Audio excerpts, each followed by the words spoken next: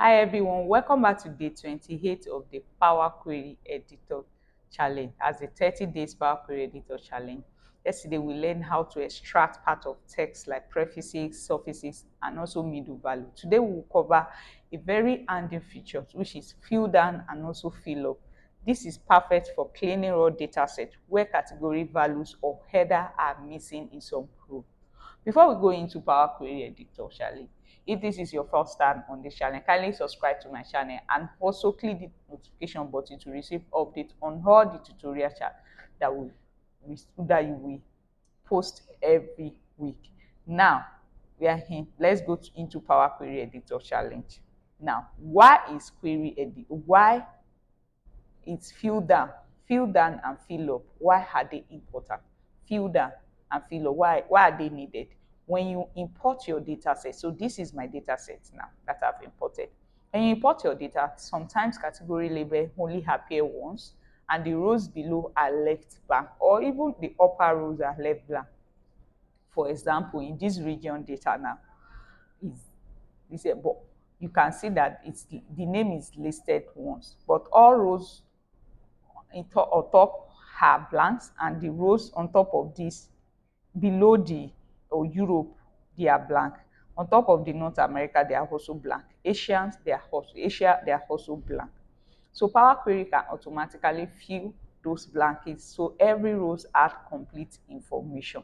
So now let's do that right away. So now to get your fill down, right click on the column you want to use fill down up. Then you check for fill up. Now I'm going to fill up first. Let's fill up. I fill down first. So I fill down. You can see now. Let's go back. So you see Asia and Europe. If I want to use fill up, fill down, let me first use fill down. Fill down. Can you see it? Europe and Asia has been filled down.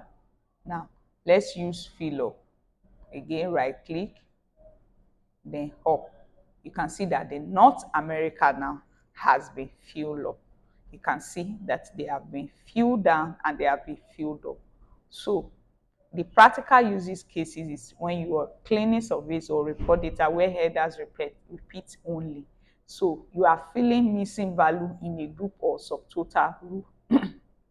So you can see that this is very important. It's a very important features that we all need to know how to use it.